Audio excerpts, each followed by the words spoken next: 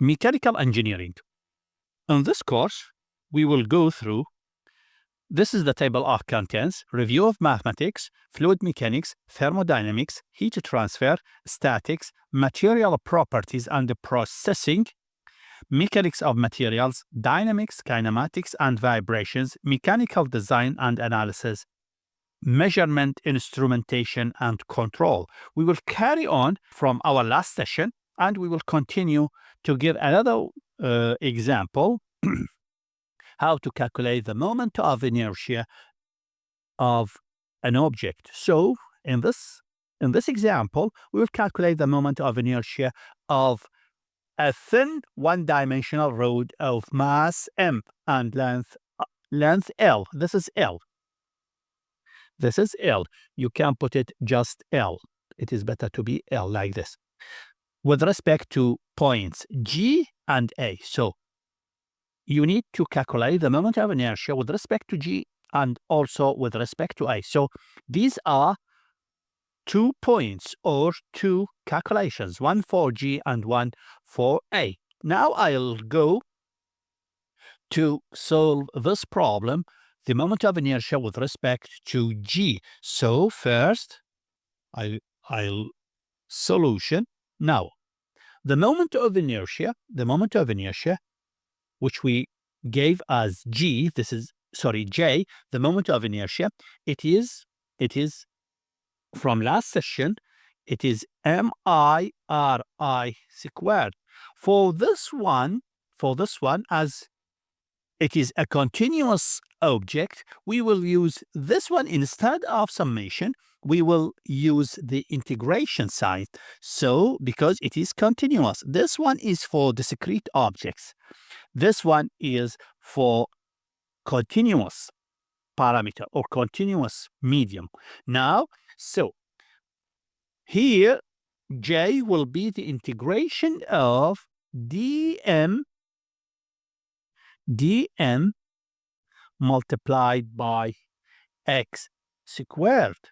So now, dm is the small particle. Now I am calculating the moment of inertia about G. So dm is this small infinitesimal element.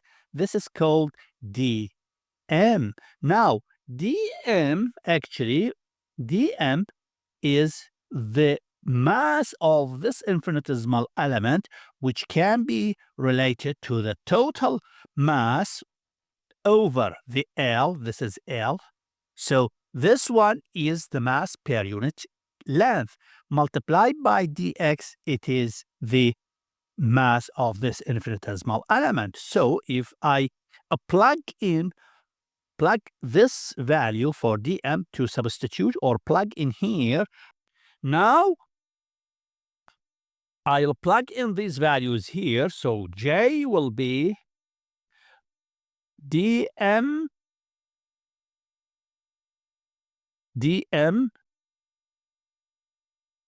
Now dm is equal to m over L dx x squared. So a little bit arrangement, this will be m over L x squared dx. Now, the limits for this integration, is from this point, which is minus L over 2, to this point, which is Lx equal L over 2.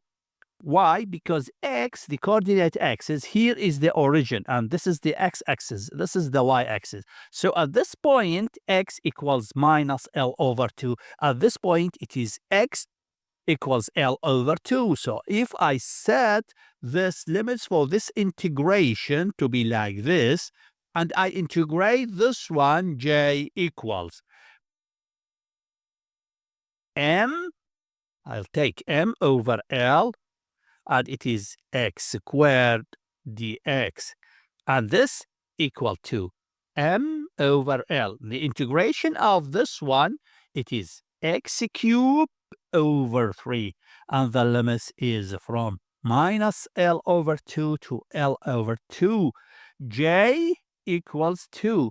M over L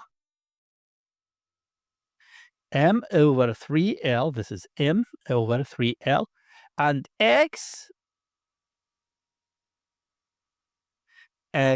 I'll plug in the upper value here. It is L over 2 cube minus L over 2 cube.